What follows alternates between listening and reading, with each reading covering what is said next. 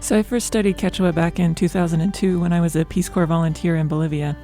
And I arrived in Bolivia already knowing how to speak Spanish. And so in my language training courses, we focused on Quechua, which is widely spoken in Bolivia, as in other Andean countries. So I really had this great experience of being able to jump in and talk to native speakers of Quechua, learn how to say things, and be right there in Cochabamba and be able to go to the market or go to the store. And every time I was able to use Quechua and kind of remember phrases and try to get people to respond to me in Quechua. And the great thing was that everybody loved talking to me. And they thought it was hilarious to see a white girl trying to speak Quechua. And so they were really friendly and they were really open. And it was just a great experience. So since then, I studied Quechua at the University of Michigan, where I did my PhD. No booze, please. And I spent about, I think 3 or 4 years studying Quechua with their Quechua program. And then after that, or I suppose during the whole time, I was always going back and forth, going to Bolivia, working in my field site, coming back, studying Quechua here in the U.S., and then comparing the varieties. So the variety that I was taught is Cusco Quechua, which is very similar to Bolivian Quechua, but not exactly the same. And so I would take some things that my language teachers taught me here and then go back to Bolivia and learn that they were different or people didn't say it exactly that way. So that's been my experience with Quechua. And I'm really excited that we have a Quechua program here now and that our instructor is a Bolivian Quechua speaker. So I get to use everything that I know with her.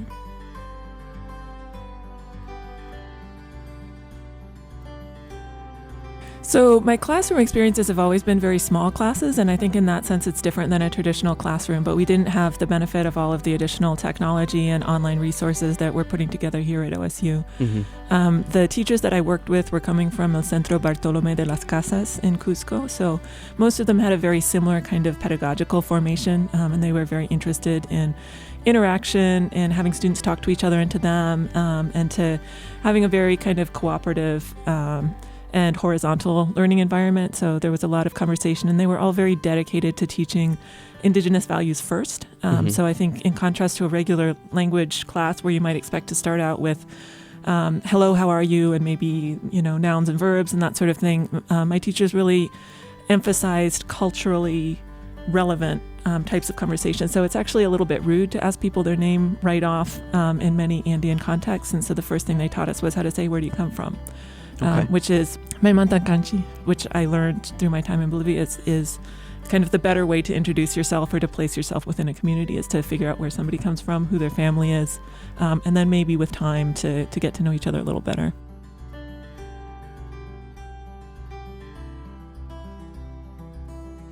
I went into it really kind of naive. I think when I joined the Peace Corps, I did it because I wanted to learn another language. I loved studying languages. I had studied Spanish and Russian in college. I had already lived in Russia and in Argentina. And I was really excited about learning a non-European language. And so I think when the Peace Corps looked at me, they saw my background in Spanish and they thought that I would be a good fit for a Latin American country.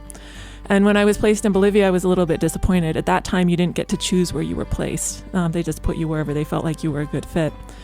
So, I was like, I already speak Spanish, I really wanted to learn a new language. And then I found out, oh, wait a minute, there's this huge non-Indo-European language that's spoken in Bolivia that's kind of unique in terms of being a very vital and widely spoken indigenous language that is not, there's arguments about whether it's endangered or not, but there are millions and millions of speakers of the language. And so I was really excited to have the chance to learn a language with very different structure. And to see how that went, just to kind of test my linguistic skills and see how far I could get.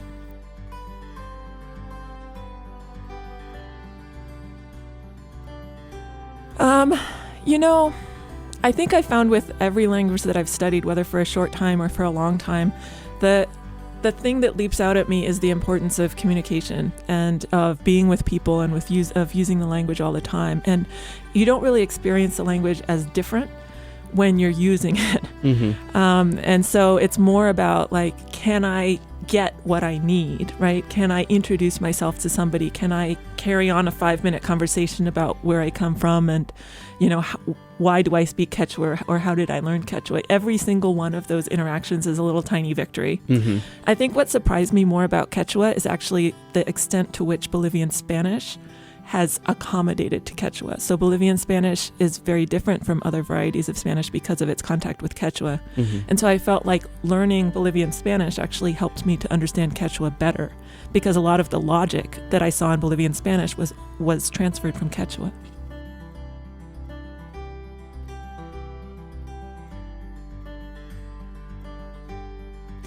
I was just fascinated with the whole thing, and the whole reason I went to grad school is because I wanted to continue returning to Bolivia. I wasn't really ready to leave, but I didn't see a lot of professional opportunities in the small town where I did my Peace Corps work. So one of the things that I did while I was a volunteer just on my own was I kept a list of Quechua loanwords in Spanish. So Quechua words that people used in Spanish without treating them as if they were any different than a regular Spanish word. And so by the time I went for my grad school interviews, I had more than 200 words written down that were commonly used in the area where I was living. And so that was something that I took with me, and I was able to sit down with professors and ask them, is this really Quechua? How does it work in Quechua? Is it different in Spanish? And I think that was something that really impressed them, that I had done my own field work independently without having any kind of advisement or any kind of specific project. So it was a real plus for me in terms of my preparation for grad school.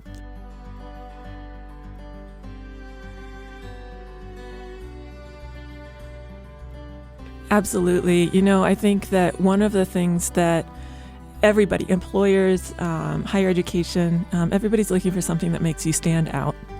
And a lot of people have experience with the major European languages. Not a lot of people have gone to the trouble to learn an indigenous language. And so especially for U.S. college students, it's something that shows that you have an extra degree of motivation and dedication, and also a cultural sensitivity that you may not have found by other means.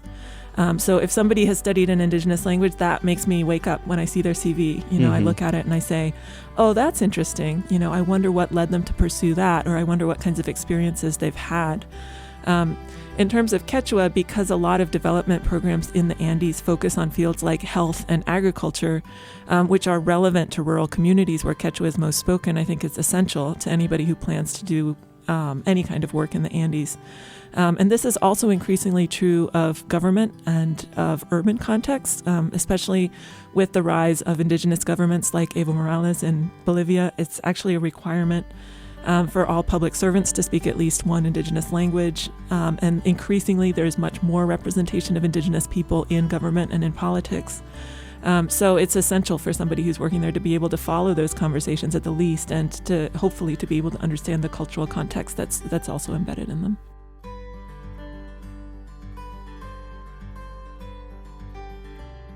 It means that there is another group of people that I have access to. I don't need to ask for a translator in order to go into a Quechua-speaking community and do research there. I don't need to depend on somebody else to mediate my encounters with Quechua speakers. And I think that's a great thing for our students here in this department as well, especially because so many of them are doing research in the Andes. You never want to do your research secondhand. I mean, there's a place for research done on large data sets, and that's fine. But if you're doing individual interviews, how would this interview be different if we had a third person sitting in between us trying to translate? No matter how good the translator is, it doesn't always get through. And I think you have a better understanding of what your interlocutor is trying to say if you speak the language yourself.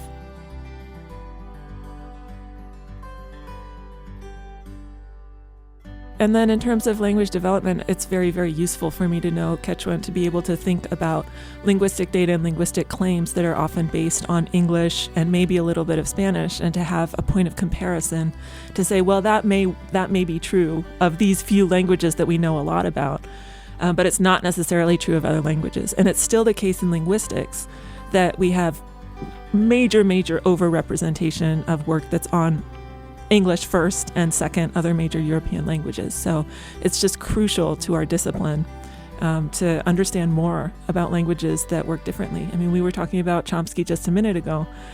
Many of his claims have been founded primarily on English, and so I think there's still a big question mark out there about how it works in other languages, and that's where some of the debate that he's had with Dan Everett, for example, has come from.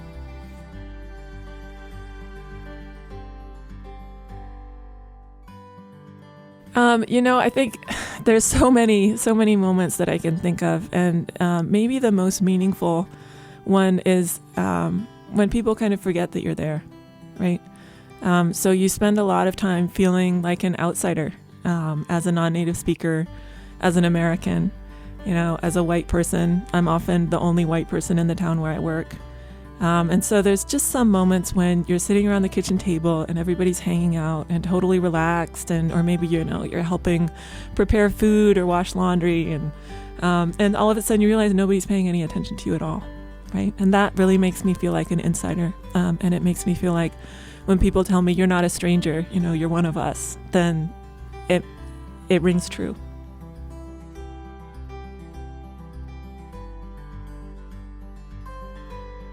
So this is kind of the code of conduct for the Inca Nation, and it's been kind of widely dispersed. People will tell you that it's the way that the Inca used to say hello to each other. So it's kind of a constant daily reminder of the central values of the Inca civilization. And it goes, ama kaya, so do not be lazy. Ama sua, do not rob. Ama yuya, what's that one? Do not steal.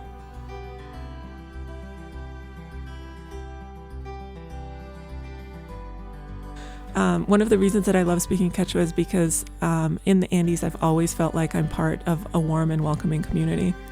And in other places that I've traveled, it's not always been the case that it was easy to meet people or that people embraced me from the first time that they met me. So Quechua opens those doors, and it makes it easy to kind of jump in and make people laugh and be a part of it all.